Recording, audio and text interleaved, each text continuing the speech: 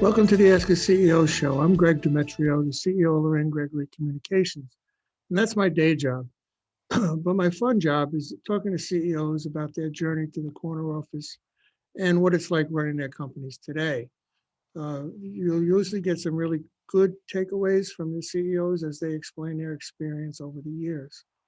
So today we have a very special guest, Josh Schneps. He's the CEO of Schneps Media Company. It's the largest local media company in New York City and New York State. It's a co-publisher, and he's run and grown an ever-widening circle of respected community newspapers, magazines, local websites, and businesses, as well as a number of high-level events throughout New York City, Long Island, and even Philadelphia.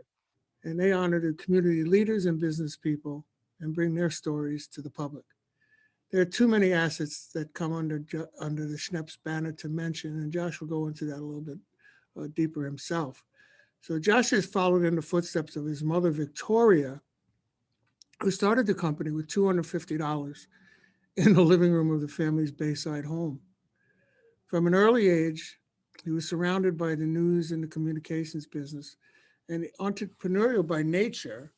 Josh sought out opportunities in the printed newspaper industry, introduced digital versions, created media products through his own initiative and via acquisitions. He's transformed a printed newspaper business into a media powerhouse. So, Josh, welcome to the Ask the CEO show. Thank you for having me. I really appreciate it. Great to see you. It's good to see you again. We haven't seen each other in quite a while. Just to not trigger warning, Josh and I have known each other for about 15, 20 years, on and off.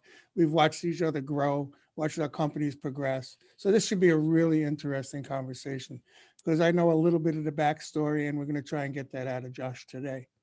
Thank you. So Josh, maybe before we could get started, you could give us not only your personal backstory, maybe a little bit of your bio or thumbnail version, if you don't mind. Yeah, sure. So, I grew up in the business, in the media business, really the newspaper business. My mom founded a newspaper, the Queens Courier, out of our home in Bayside, Queens in 1985. I was about 7 years old when she started the paper. So, I really kind of grew up seeing the newspaper. My mom's got a great story. Her story is really based around community activism. My oldest sister was born mentally handicapped. My mom fought for, really the rights of those with disabilities, and was part of, really a whole movement to open up group homes and day programs for people with disabilities and autism. She's a part of Life's Work, which is a great and very large nonprofit that has group homes and an autism center throughout Long Island and New York City.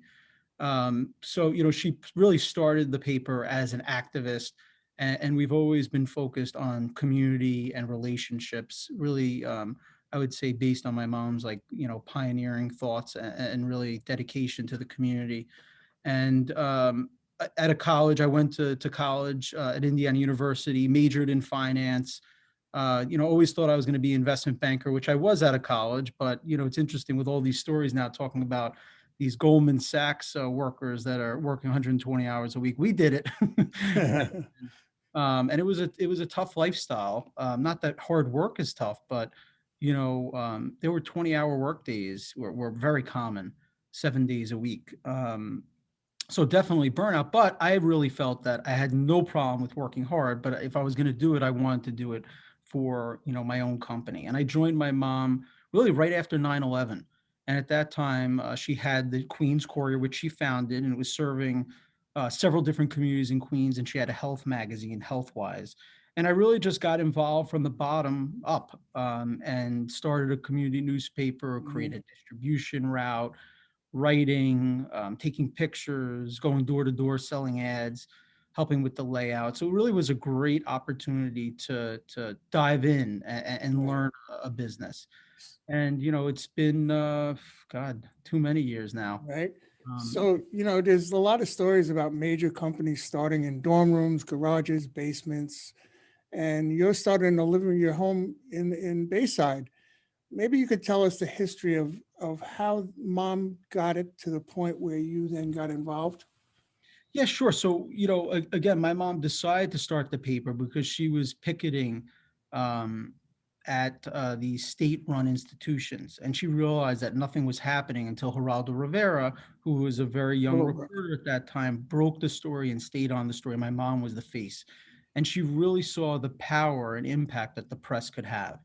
And at that point in her career, she was a teacher, she was uh, a political assistant, and she decided to start a paper based on that feeling of community impact. And she partnered with a political editor who had worked at the Daily News. So she brought in a partner because she didn't really know anything about the news business. And he had worked at the Daily News for many years and was a talented editor and writer. But my mom, for many people that know her, is huge energy, a oh huge my force. God. Oh my And, God. Yes, she is. You can't keep up with her. and after a few years, she bought him out. And my mom really grew a foundation for a great business. And when I got involved, I think it just helped each of us kind of go in different directions, which is great because rather than following each other, we covered more ground. Mm. And at that time, we really just started several different publications from scratch. And then, slowly we started making acquisitions. Yeah, And that was my next question. You've done many over the years. Was that by strategy or is that just in response to opportunities as they arose? probably both. We really have been approached in almost all of the acquisitions we made with people saying, listen, we see the quality of what you do. Either, we're looking to sell or retire or move on or can't keep up with the expenses of the business because we don't have enough synergies. But, all of them have been really, fantastic. And the single greatest contribution has been the fantastic group of people that we have working for us. There are people working for us that came through the acquisitions that we would never Right. be able to recruit. We've done I think four, and we're looking at another one now, and some of them are more difficult than others. So maybe you could touch base on maybe the one that was the most difficult in your mind and the problems that it presented. Yeah, I mean, I don't know that there's like one in particular. I think the largest issue with almost all acquisitions is really um, having people, buy into your strategy. And I think the success of our business has been that we're a kind of a diverse media company. It started with a newspaper, but we're very invested in our digital business, which includes our websites, email newsletters, social media, podcasts, webinars, etc. And that it's not just a newspaper. We have great brands that have strong loyalty in each of the communities that we serve, but getting the people to buy into learning new things, whether that's digital or whether that's events or whether that's anything else that we do. A lot of people embrace change and evolving and adapting, and others don't. So Yeah. I would say that that's probably, in each of the acquisitions, you get amazing people. You get people that don't want to change, or you get people that are willing to. It just takes time and training and continually, giving them advice. So how do you integrate all these different cultures into the Schneps way of doing business? Is there a training program? Is there official processes that you use, or is it a one-off? I wish there was, it's not probably as organized as it should be, but I would say that we have great managers, and each manager, I would say, leads and has training. I would say one thing with COVID is that we're doing more training now than we ever had because we have about a half dozen different offices. Really using Zoom is a great way to get everyone together and do training very easily. We don't have to get a hotel conference room and have people, from different areas drive to get to places. So I would say that the level of our communication, the level of our training has become much more efficient using Zoom Mm, and having, everyone together in a room rather than separate teams meeting in an office. yeah, I mean, we find that because we're a creative agency, we need to have the physical contact. So we're kind of like on a hybrid, Hmm. part work from home, part work in the office, because you really need that bounce off sometimes. And it needs to be in person. I think, Mm. sometimes. But I guess we're learning. We're all learning what the new work format's going to be like. Yeah. I'm wondering what's going to happen to all of that office space, to for big palatial, prestigious offices with 300, 400 people in it. We've got 10 now. What's going to happen to that real estate? Yeah, I mean, listen, I think it's a big question that a lot of people want to answer. I'm sitting in our Brooklyn office, which is in downtown Brooklyn, and it's part of Metro Tech, which is a big Right. campus of office buildings, and it's quite empty here. But I don't know, I'm bullish. I mean, listen, we're in a pandemic, we're still in it. I think people are going to want to get back to the office. Some people are going to be able to work remote because you're going to be able to recruit people from, other states or other areas that, wasn't efficient in the past. Now it is, but I think people will get back to working. I mean, I think people want to be out of the house to a certain extent. Yeah. Some people may want to, work from home, but I think over time, we're still all working from home, and it works fine. But I think in time, people will come back to work. Yeah, I think I agree with that, quite wholeheartedly, actually, because I think the human nature of people is to be with other people. Yeah. You can't be isolated for too long. So back to your newspaper business. In the newspaper business, circulation is the key, right? So you publish so many different titles and so many different areas. How in the world do you keep handle on all the numbers?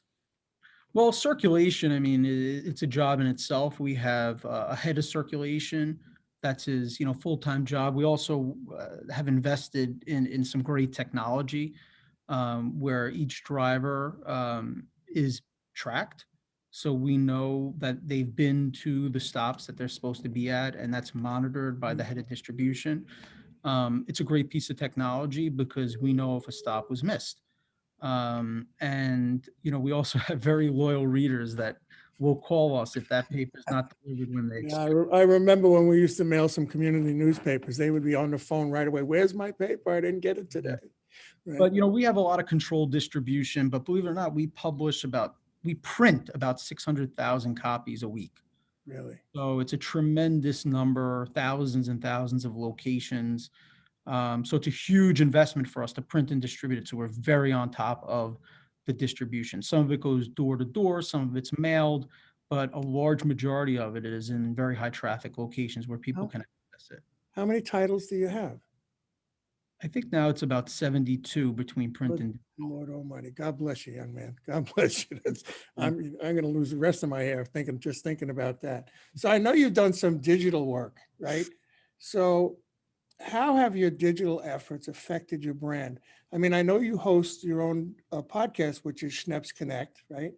How is that advancing the branding for yourself and the company? How do you feel that that's fit in with what you guys do? Well, first of all, I mean, Greg, you own your own business. You have to have a little fun every once in a while. So sometimes you just do things because you want to do Thank them or you. you want to try new things and have fun with it. But for me, I enjoy speaking to people. I enjoy networking. That my mom is the master networker. So, for me, it's really about connecting with people. I call it Schneps Connects because it's really about talking to leaders. I interviewed everyone running for mayor of New York City, heads of industries, heads of business improvement districts, which very interesting to hear from, particularly the ones in Manhattan, how they're dealing with the pandemic, Right. heads of transportation. So it's been fun and it's been informative for me and hopefully the people that listen. And I think people recognize also that we are ahead of the curve. We always try to do, new things. So like we started doing webinars, last April, and now we're producing webinars almost on a daily basis. So, all over our footprint, which is, Long Island, all the way through to the East End, New York City, all five boroughs, Westchester County, and Philadelphia. So I think for us, it's really also always trying new things. And my, optimism is that we reach more people than we ever have. And that's because we have so many different platforms with the newspaper, with the websites, the email newsletters, the podcasts, the webinars, the live events, and which we will get back to Right. live events. We're planning Yeah. 7 I live I events. think everybody's champing at the bit to get back in groups, Yes. meetings, for breakfast meetings, for lunch meetings, for, trade show events and things like that. Well, we'll see. We'll see what happens as time goes by. But I want to go back to what you said about having fun. So this is my fun. My day job is the CEO of Lorraine Gregory Communications, which is an integrated marketing company. But my passion is talking to CEOs like yourself. You know, as a CEO, you're the head of the pin and you don't have a boss, but you do need somebody to listen to, somebody to learn from. And I tell you what, Josh, I come away with more takeaways from the CEOs that we talk to, and I implement as many as I possibly can because I'm not the brightest bulb in the pack. So I kind of look forward to doing this periodically. I think I record, what do? I do two a week, and that gives me the inventory for the month. So it's really interesting, right? So I really appreciate it. We're going to take a little break now because we got to pay some bills and let the sponsor have his say, right? And we'll be back in a moment. So just hang out. The Ask a CEO show is brought to you by Lorraine Gregory Communications, a full-service award-winning agency where experience matters. Visit them at lorrainegregory.com. And we're back with Josh Schneps from Schneps Media. Josh, I want to recognize the recent award-winning extravaganza that you guys have done. Am I right? You received 49 awards? Yeah, through the New York Press Association. It's an association of all the community media in the state of New York, and everybody submits, what for editorial, for art, for sales, and then a different state goes through the nominations and gives out awards. Wow, 49 now. Is that for individual publications or what Yeah, kind of categories? everything from, great stories to the best website in the state, qns.com, to graphic arts and design, to excellence in advertising. So all different categories. Wonderful. Congratulations. Yeah, listen, we have a great team. We're very blessed to have an amazing team. And that's really what makes us, Isn't that what it's really all about? It's the team. 100%. Seriously, because there's just too many things for a CEO to address. You need to have good input to make good decisions. So you have such a large organization. How are you able to integrate the companies that you acquired in terms of process, pricing, back office operations? I know you mentioned some technology, but where were the hiccups in growing such a large organization, and do they still exist today? Yeah, well, I mean, listen, we know the business, we know the media business, we know the local media business, well. So a lot of times, before you acquire a business, you may not know everything about their business. So you have to kind of get in there once you own it, because you can only do so much due diligence. So, a lot of it is really reliant on the people that we have, and then the people of the companies that are joining us to work together. A lot of it is systems based, which can be so frustrating, to pull information out of their system, put it into our system, and then train everyone on it.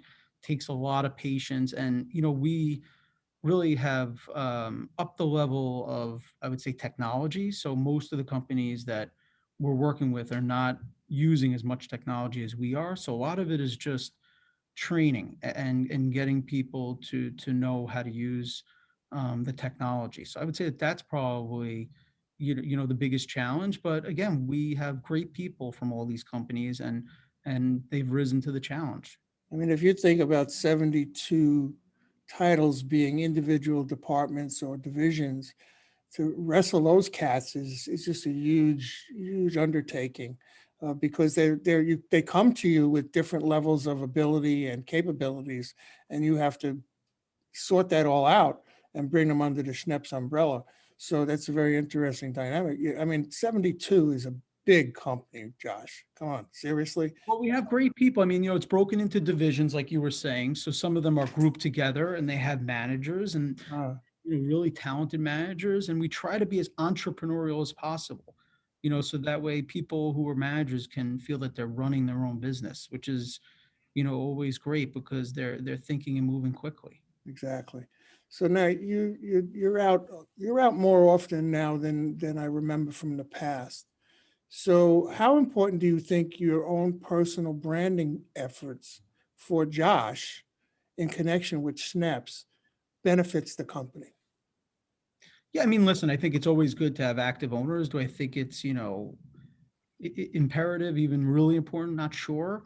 But I think relationships is what it's all about. So I think getting to meet people and let them know who we are, know that we're here to support them in good times and bad, is a big part of the business. I mean, having my name out there, I think is good.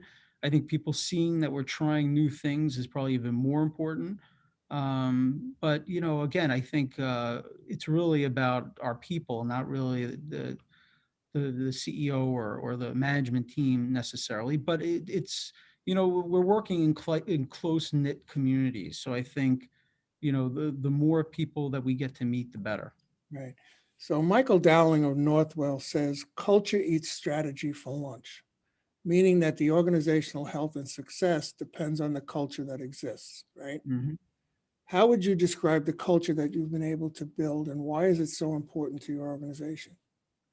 Well, I think what I said before is we try to be as entrepreneurial as possible, where decisions don't take long to be made, where people can try new things, almost immediately, where we want people to try new things. One of the biggest lessons I've learned is, to accept mistakes or failures, because the bigger you get, the more you try, the more failures there'll be. So I think that was a big learning lesson for me, is to realize that failures or mistakes are part of the process and are actually sometimes the best learning opportunities. So I think that's where I've matured a little bit as a manager, is recognizing that that's going to happen. That's okay. And that's sometimes a very good thing, because it's showing that you're trying things and not everything will succeed. So I think that trying to get that culture, no matter how much growth we have, is critical, because media right now is evolving so much. And if you're not entrepreneurial or kind of working like a startup, you're going to be in real trouble. Exactly. You're 100% correct. If you don't change and you don't catch up with the world, you're going to be left in a dust heap. And it's just as simple as that. It's not rocket science. You need to show people that you're vibrant, that you're forward thinking, that you're utilizing technology, that you're doing all the right things to make your organization better for them. Yeah, I mean, I'll tell you that during COVID, if we had not made the huge investment that we made in digital and our websites, we would have been in real trouble during COVID. But because we have, 10 million page views a month, it's really opened up the door for us to do a lot of other things during COVID. Right. We get hundreds of people that attend each one of our webinars. It would never happen if we didn't have the digital reach in place. Yeah. So you've been growing this company for a while now, and that's very exciting. But with growth comes new challenges every day. So how do you prepare to meet those challenges every day without getting burnt out in such a big organization and such high level of responsibility? I think one of the biggest things that I'm focused on now is recruiting more, is having, the right people in place, especially by making acquisitions and having different types of companies come together into one. Sometimes you have to fill gaps. And I think, for us, having the right people in place and recruiting people that know things better than, the people that are already in place, especially when it comes to technology, Mm. because there's a lot that's being learned, and quickly.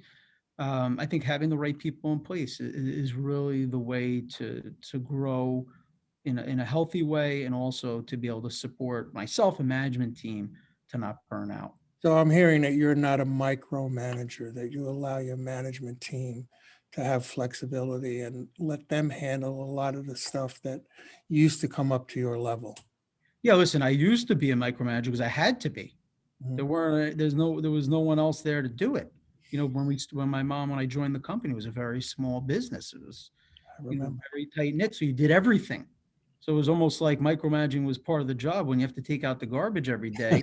I remember. Let alone, the other things, so it was hard to learn to grow out of that. But having great people in place that you don't have to think twice, is this going to get done? Or are they going to do it the right way? Once you pass that and you have those right people in place, you don't have to be concerned with those kind of things. Yeah. Then you can do the strategy and looking over the horizon. What's next?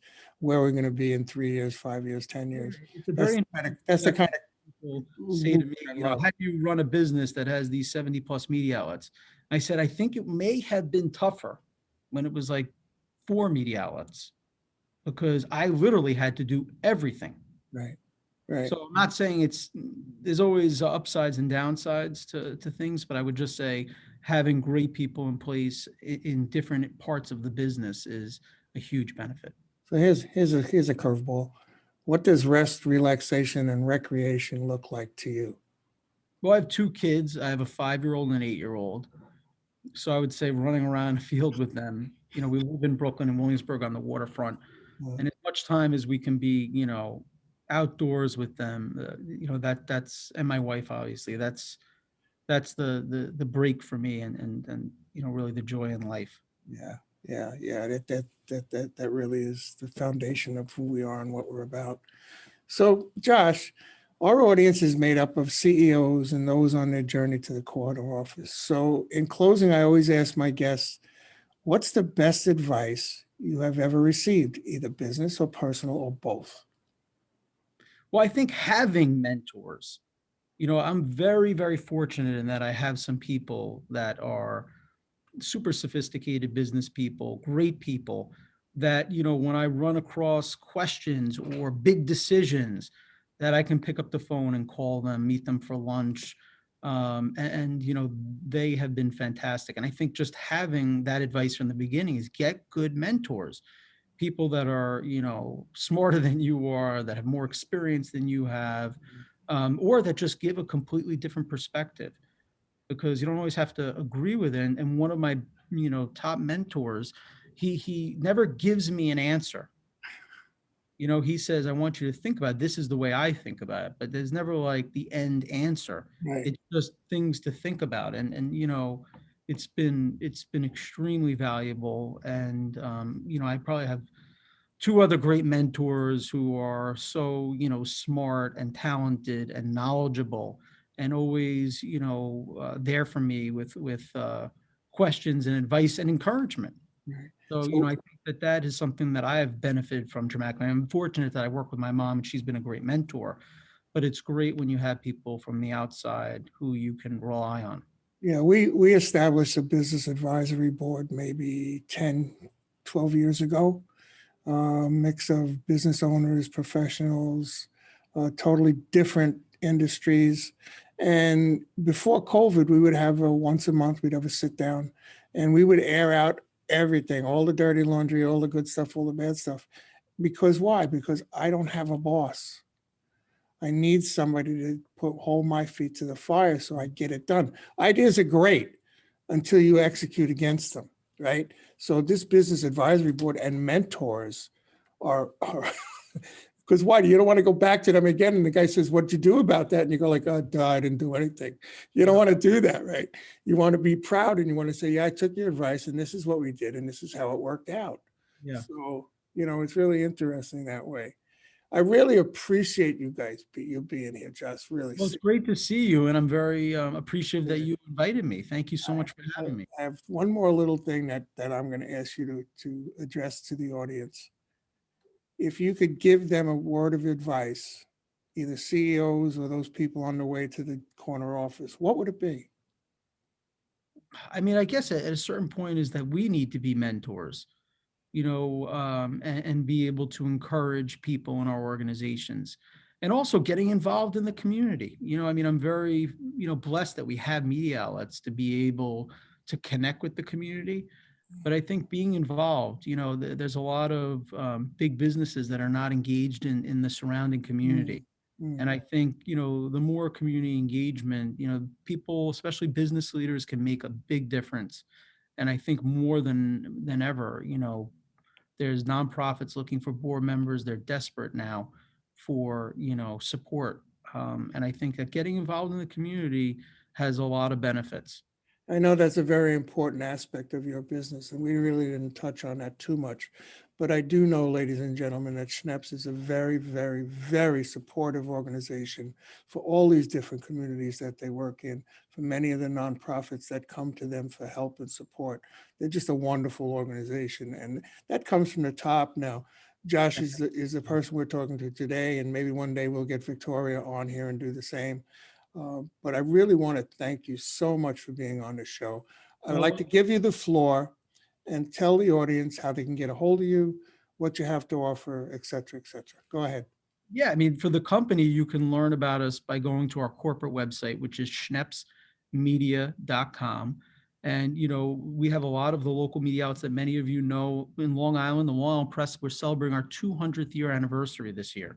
God bless. Our most recent acquisition is Dan's Papers out in the Hamptons. We own AM New York Metro in Manhattan. We own many of the local media outlets in each of the boroughs, like the Queens Courier, Times Ledger, Bay News, Brooklyn Paper, Bronx Times, and a lot of ethnic media. And we host many, many events. But my email is Josh, the easy one is Josh, Josh, at qns.com. That's my short email. Ah, there you go. Would love to hear from anyone. Terrific, Josh. Well, ladies and gentlemen, that's a wrap. So don't miss any of our upcoming Ask a CEO interviews. We have great guests lined up from every industry from all over the world.